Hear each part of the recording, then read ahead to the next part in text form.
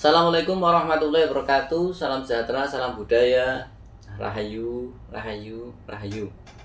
Berjumpa lagi dengan saya Mas Oo di channel Pusaka Jawa Official. Alhamdulillah wa syukurillah, segala puji bagi Allah yang telah memberikan segala nikmatnya. Nikmat yang paling besar bagi kita adalah nikmat iman dan Islam, serta nikmat diberikan kesehatan. Di antara nikmat-nikmat yang lainnya tidak bisa saya sebutkan secara zahir maupun batin.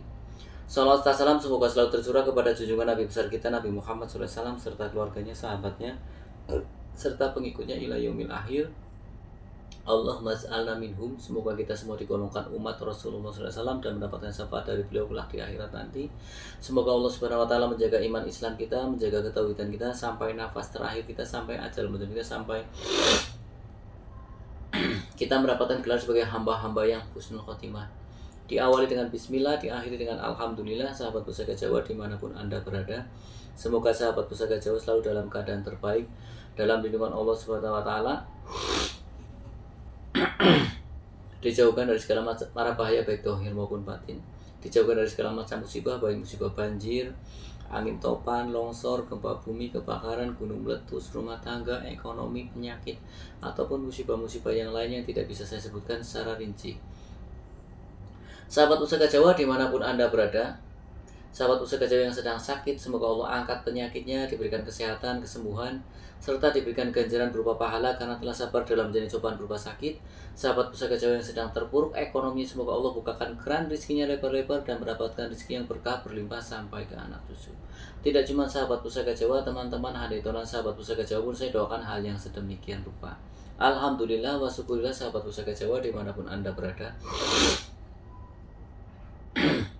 Pada siang hari ini Al-Fakir bisa membuat video, ya mudah-mudahan apa yang Al-Fakir sampaikan nanti menjadikan ladang ibadah Al-Fakir, memberikan manfaat, kemaslahatan di dunia wal akhirah. Kali ini saya akan membawa satu bilah dapur pusaka yang cukup istimewa, ya dimana karena istimewa dulu dapur ini adalah dapur yang hanya boleh dimiliki golongan bangsawan saja. Dapur ini hanya boleh dimiliki oleh golongan para raja dan pangeran saja. Ya, dan memang dahulu kalau kita bicara tentang Tosan Aji, sahabat Pusaka Jawa, ada beberapa dapur pusaka yang hanya diperuntukkan golongan tertentu saja. Ya, contoh dapurnya apa? Luk 5. Kemudian dapur-dapur naga, Singobarong, atau orang bilang banyak mengatakan Ganan. Nah, dapur yang akan saya bawa kali ini adalah jelas dapur kelas istimewa, yaitu dapur naga, di mana naga sendiri merupakan simbol. Ya, naga itu di negara Tiongkok, sekarang Cina, itu simbol. Simbol pengayoman, simbol kesejahteraan, simbol kejayaan, simbol kekuasaan, ya kan, simbol kekayaan, kemahrifah wajinawi. Ya, dan naga sendiri kita kenal ada dua versi di dunia ini, yaitu naga Eropa dan naga Asia. Cuman karena kita adalah hidupnya di Nusantara, jadi naganya adalah naga Asia, seperti naga-naga Tiongkok.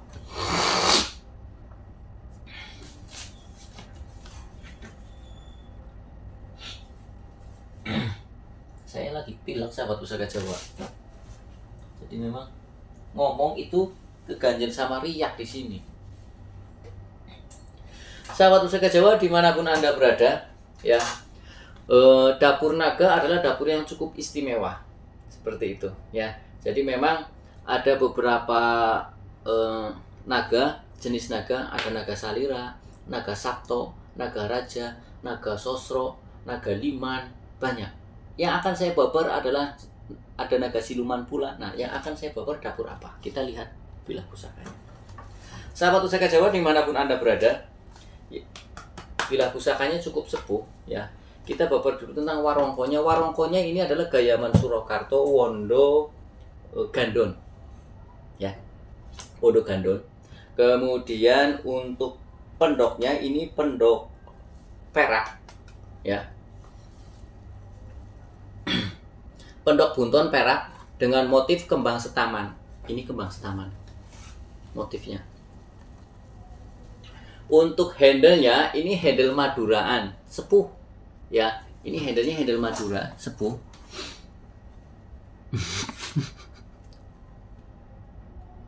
Ini handle-nya handle Madura Sepuh, sahabat Pusaka Jawa. Ini adalah handle mekabun, ya, handle mekabun. Kalau untuk orang yang suka dengan antikan, tahu akan nilai ekonomi dari handle ini, ya. Jadi memang pusaka akan terlihat indah jika lengkap. Warongko adalah busananya.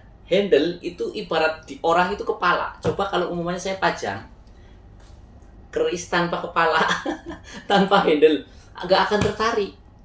Orang akan jatuh cinta. Anda boleh percaya atau tidak, ada yang namanya cinta pada pandangan pertama. Ketika saya pajang di sini dengan handle yang cukup bagus, cukup ciamik, Anda akan tertarik. Baru lihat handle-nya saja atau warongkonya saja. Makanya di Jawa ada yang namanya Ajining Rogo Soko Busono. Nah, ini busananya seperti ini. Ya. Warongko dan keris. Warongko itu seperti perempuan, keris itu laki-lakinya. Dan tapi nanti saya tidak akan membabar hal ini di sini karena itu season yang lain. Ya. Mungkin nanti sahabat Pusaka Jawa bisa lihat live saya di TikTok, ya. Nanti saya akan live di TikTok tentang edukasi tentang ini pusaka, ya. Nah, sahabat Pusaka Jawa, saya minum dulu ya. Sahabat Pusaka Jawa dimanapun Anda berada, kita buka bilahnya. Dan ini juga mendaknya mendak perak, sahabat pusaka. Jadi memang mendak maupun pendoknya ini adalah perak istimewa. Kita ketahui perak per gramnya berapa. Ini ada nilai nominalnya. Bismillahirrahmanirrahim. Oke, sahabat pusaka Jawa, oke, Anda bisa lihat pusakanya. Bentuknya look kita hitung. I ol san se u liu ji pat jiu. 9, look 9. Oke, looknya look 9. Ya kan? Kemudian saya dekatkan ke kamera, Anda bisa lihat secara detail. Di sini ada stilasi gambaran badan. Ekornya ke sini, kepalanya di sini. Ah, ini adalah bentuk dari naga memakai mahkota. Ini naganya memakai mahkota dan ini mulutnya terlalu lebar. Kakek mangan. Oh, ularnya kebanyakan makan. Jadi mangape kambanen. Tapi yang namanya pusaka ya seperti ini. Macam-macam bentuknya tergantung empunya. Ini adalah keris dapur Nogorojo Look 9. Sahabat Pusaka Jawa. Cukup istimewa dapurnya. Ya. Kemudian kalau kita perhatikan secara seksama, ya, kita bahas dulu tentang ricikan bilahnya. Pucukan bilahnya ini adalah New Gen. Pastinya rata-rata kalau kita temukan di Tosan Aji atau pusaka keris look, rata-rata ujung bilahnya New Gen. Pucukan bilah ada 6.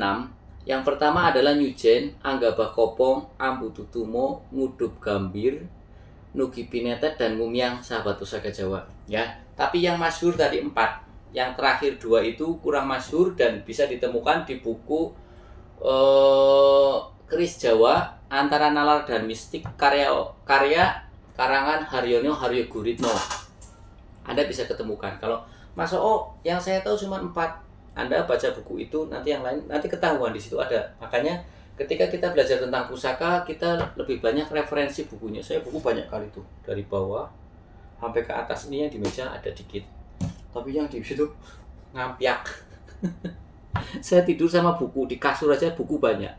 Ya, nah, sahabat Pusaka Jawa dimanapun Anda berada sekarang, kita babar tentang gonjonya. Gonjonya juga istimewa, sahabat Pusaka Jawa. Saya depankan kamera ya. Kita lihat 1, 2, 3. Ya. Ini gonjonya, ikutnya adalah gonjo wilut ya. Gonjo wilut apa kelap lintah ini? Bentar. Ya, ikutnya gonjo wilut karena ini 3. Nah, Sahabat Pusaka Jawa dimanapun Anda berada, sekarang kita ukur panjang bilahnya berapa. Ya, kita ukur panjang bilahnya.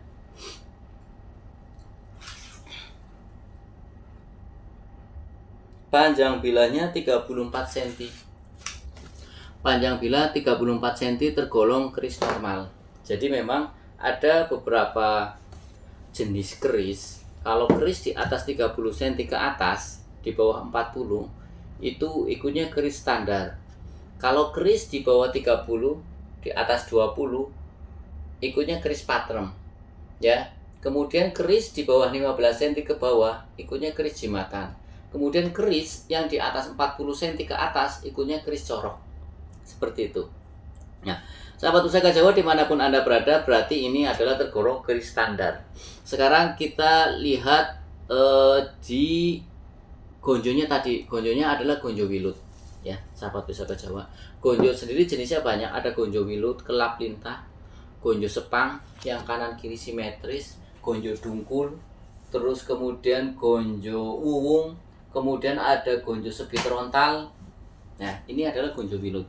Gonjo wilut pembuatannya lebih agak susah dibandingkan dengan gonjo-gonjo sepang, gonjo uwung, seperti itu. Dan biasanya kalau untuk keris dengan gonjo wilut secara nilai ekonominya lebih mahal. Oke, sekarang kita bahas tentang pamornya, sahabat Pusaka Jawa. Pamor adalah doa dan harapan dari Sang Empu, di mana dilambangkan dengan pamor. Jadi ketika kita melihat satu bilah pusaka, kita pengen tahu doa dan harapan dari Sang Empunya, itu bisa dilihat dari satu bentuk looknya, look keberapa, pamor, ya. Kemudian saya keganggu sama rah ini, udah habis ini. Ya, gitu. Nah, sahabat Pusaka Jawa, saya kedepankan pamornya jenisnya apa. Kalau kita amati secara seksama, di sini di bagian badan ular naga ini, ya, ini ada bulatan-bulatan yang turun ke bawah.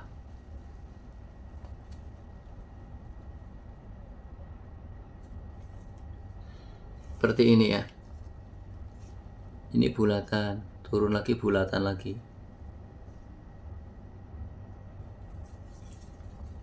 Ini bulatan lagi, turun lagi, sini bulatan. Mengikuti alur badan. Jadi ada bulatan-bulatan mengikuti alur badan naga sampai ke bawah, dari ujung bilah sampai ke pangkal bilah. Ini adalah pamor Wahyu Tumurun. Pamor Wahyu Tumurun tergolong pamor melumah, bukan pamor miring. Pamor Wahyu Turun siapa saja boleh memilikinya, artinya bukan pamor pemilih. Nah, sebagian pecinta keris beranggapan pamor Wahyu Tumurun itu adalah untuk agar si pemilik pamor Wahyu Tumurun itu mempunyai intuisi yang tajam. Kewahyon, nek wong Jawa ngomong kayak kewahyon. Kewahyon itu bisa mendapatkan wahyu. Wahyu bukan berarti seperti wahyu yang para nabi dapat, tidak, tapi dia mempunyai satu intuisi yang tajam, feeling yang tajam. Ketika dia sebagai seorang pedagang, dia bisa menangkap peluang. Kayaknya dagangan yang ramai untuk bulan depan atau tahun depan ini kayaknya. Yang waktu high season, waktu-waktu jualan ramai, kayaknya baju atau kayaknya model seperti ini. Dan untuk orangnya sebagai pekerja yang bekerja di satu instansi, dia bisa punya feeling kayaknya tahun depan si Fulan akan pensiun dan yang nggak ada yang menggantikan posisinya, saya siap-siap untuk menggantikan posisinya dengan bekerja lebih baik, seperti itu. Kemudian intinya dia diberikan satu insting yang lebih, karena dia mendapatkan kayak semacam wahyu, semacam firasat yang orang kadang tidak paham. Ya, jadi di sini kalau orang bilang mungkin untuk mempertajam mata batin bahasanya. Ya, seperti itu. Nah, sahabat Pusaka Jawa dimanapun Anda berada, kemenangan pada satu peperangan, kemenangan atau kesuksesan pada satu usaha sangat besar pada feeling yang tajam. pengalaman biasanya membentuk feeling intuisi yang tajam. Tapi dengan memiliki pamor wahyu tumurun, walaupun dia pemain baru tapi bisa dianugerahi oleh Tuhan Yang Maha Esa, dia mempunyai satu feeling yang tepat, yang tajam. Bahasanya bisa kok biar kita hoki, biar kita sensitif ketika dalam berdagang, ketika dalam bekerja. Entah itu kita akan mendapatkan satu musibah, kita firasatnya tajam. Kayaknya orang enak aku ki. Perasaan saya ada apa ya? Nah itu. Salah satunya seperti itu.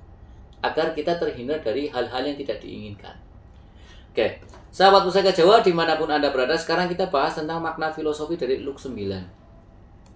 Makna filosofi dari Luk 9 adalah agar si pemilik Luk 9 itu mempunyai wibawa dan karisma yang besar. Agar dia mempunyai bawahan itu taat, kemudian disegani dan dihormati oleh bawahannya. Artinya Luk 9 sangat cocok untuk pemimpin. Kalau bukan pemimpin gimana mas? Ya cocok aja. Toh kamu kan hidup bermasyarakat, ya kan? Hidup bermasyarakat. Artinya ketika hidup bermasyarakat kita juga butuh disegani orang, biar tidak disepelekan, ya kan? Nah seperti itu.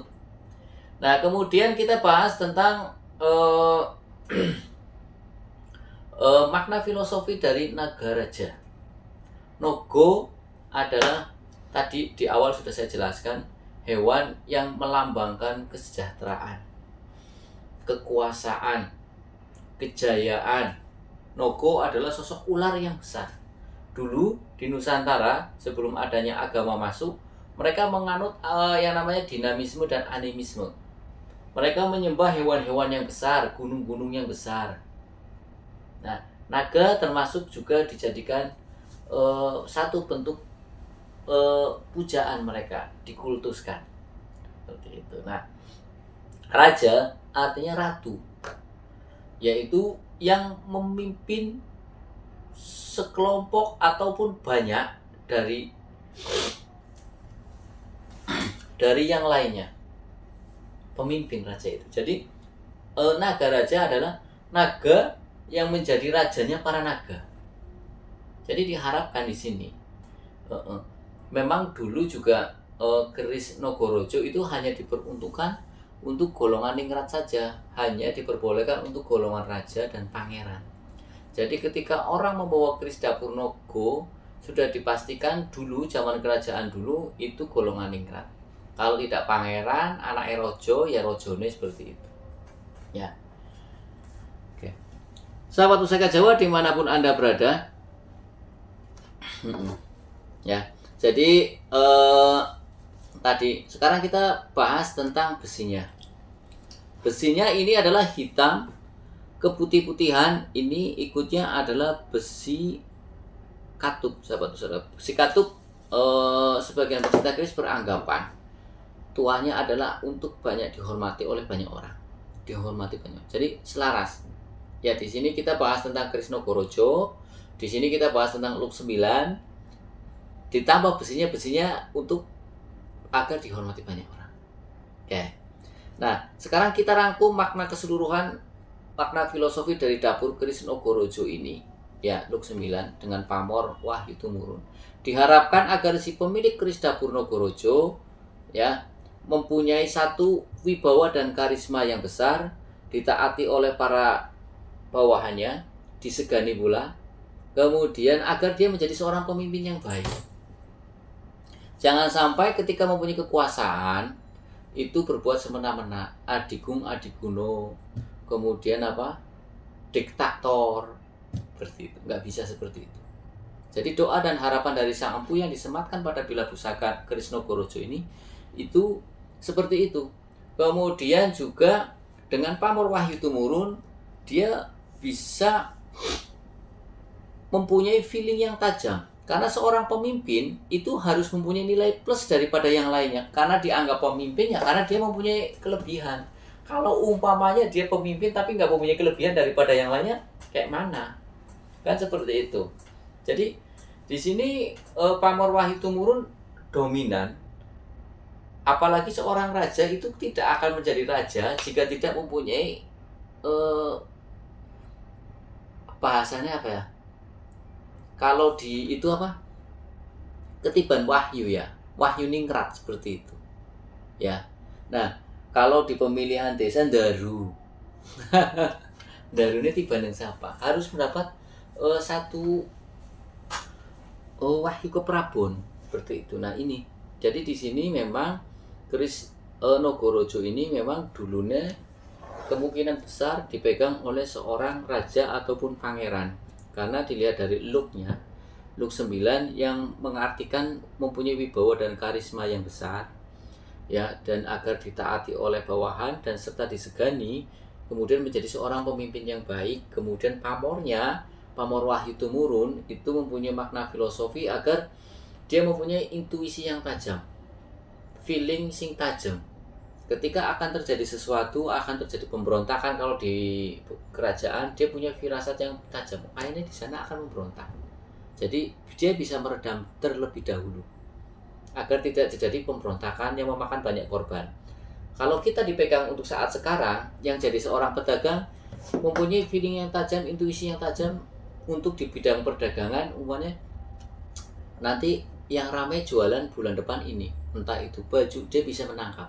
Trennya tren apa ini sekarang? Mungkin kalau sekarang boneka apa tuh Lubaba. Berarti itu dia bisa belanja yang banyak, ketika lagi ngetren langsung dijual laku jadi duit.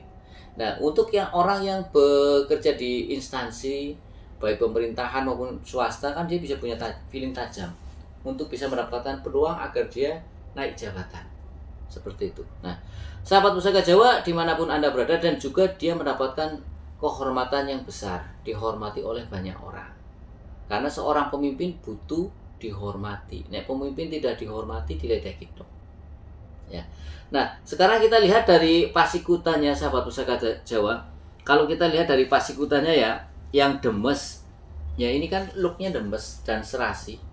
Ya, pasikutannya demes dan serasi, kemudian menyenangkan, enak dilihat. Kemudian pamornya juga mubiar. Ini estimasi adalah tangguhnya tangguh Mataram Sultan Agung. Mataram Sultan Agung adalah raja ketiga dari Panembahan Sutawijoyo, pendiri Mataram Islam pertama. Kemudian yang kedua anaknya Hanyokrowati turun menjadi ke Raden Mas Rangga atau Sultan Agung Hanyokrokusumo. Setelah menjadi raja namanya Sultan Agung Hanyokrokusumo. Seperti itu. Dan pada masa Sultan Agung Hanyokrokusumo, Mataram itu berkembang pesat, di mana wilayah kekuasaannya semakin bertambah. Kemudian Sultan Agung itu seorang negarawan, seorang falsafah, seorang imam juga, karena di situ dia kan julukannya Sayyidina Panatagama, pemimpin dan juga penata agama. Ya, dia juga sebagai ulil amri, ya kan, sebagai umaro dan juga sebagai kiai. Beliau murid dari Sunan Kalijaga. Dia ahli agama juga. Seperti itu. Pada masa itu kebudayaan berkembang pesat. Pada masa itu senjata tajam, tosan aji, keris, tombak, pedang dan lain berkembang pesat. Kenapa kok banyak diciptakan pada masa era Sultan Agung? Karena pada masa itu memang ada beberapa pemberontakan, kemudian juga melawan VOC. Pastinya ketika untuk berperang dibutuhkan banyak senjata. Makanya Sultan Agung memberikan mandat kepada empu-empu di kampung maupun empu-empu di kerajaan untuk memproduksi banyak senjata. Pada saat itu kan senjatanya keris, pedang, tombak, badik, ya kan, dan lain sebagainya yang bisa untuk membela diri. Nah, jadi sesuai dengan kebutuhan pula. Dan juga pada masa Sultan Agung orang yang suka dengan kebudayaan. Jadi kerisnya pun banyak. Pada masa Mataram itu ada empu yang terkenal. Ada empu Kinom, ada empu Japan, ada empu Kali Anjir, banyak di situ. Empu-empu terkenal di Mataram Sultan Agung itu banyak kali. Ada empu Tundung. Ya, sahabat Pusaka Jawa dimanapun Anda berada, ya, saya kira itu saja yang bisa saya babarkan. Mudah-mudahan apa yang saya sampaikan menjadikan pemahaman sedikit ilmu dari saya. Ya. Mudah-mudahan jadikan ladang ibadah buat saya, tidak menjadikan satu mudarat di dunia wal akhirah. Tapi Kalau untuk dikoleksi ini layak karena bilanya utuh, sahabat pusaka Jawa. Bilanya utuh. Ya. Jadi memang untuk pecinta Tosanaji dibagi menjadi 3 versi pusaka Jawa official, yaitu pecinta Tosanaji yang suka dengan nilai antikannya atau nilai esoterinya saja, tangguh, utuh, sepuh. Tangguh itu artinya kira-kira estimasi pembuatannya dari mana, utuh bilangnya utuh, sepuh, dan sepuh itu ada yang mengatakan umur 100 tahun, ada yang mengatakan 200 tahun. Dan ini sepuh karena di era estimasi dari pembuatan ini, dari stylenya, gayanya, pasikutannya, ini stylenya style Sultan Agung. Kita ketahui Mataram Sultan Agung tahun berapa yuk? Amangkurat aja 1646. Sultan Agung itu kurang lebih di bawahnya itu 1400, berarti 1300-an lebih. Karena anaknya Sultan Agung ya Amangkurat satu, yang makamnya ada di Tegal. Kemudian pecinta Tosanaji yang suka dengan nilai isoteri, tuah atau angsarnya. Kemudian yang ketiga adalah pecinta Tosanaji yang suka dengan dua-duanya. Nah, sahabat pusaka Jawa suka yang mana? Sahabat pusaka Jawa dimanapun Anda berada, sahabat pusaka Jawa yang baru nonton channel YouTube saya, silahkan pencet tombol subscribe, like, share, and comment. Kemudian pencet tombol notifikasi lonceng untuk mendapatkan video-video ter-up-to-date dari saya. Apabila ada salah-salah kata saya minta maaf. Kesalahan mutlak milik saya, kebenaran milik Allah Subhanahu wa taala. Akhirul kalam. Assalamualaikum warahmatullahi wabarakatuh. Salam sejahtera, salam budaya. Rahayu, rahayu, rahayu. Alhamdulillah.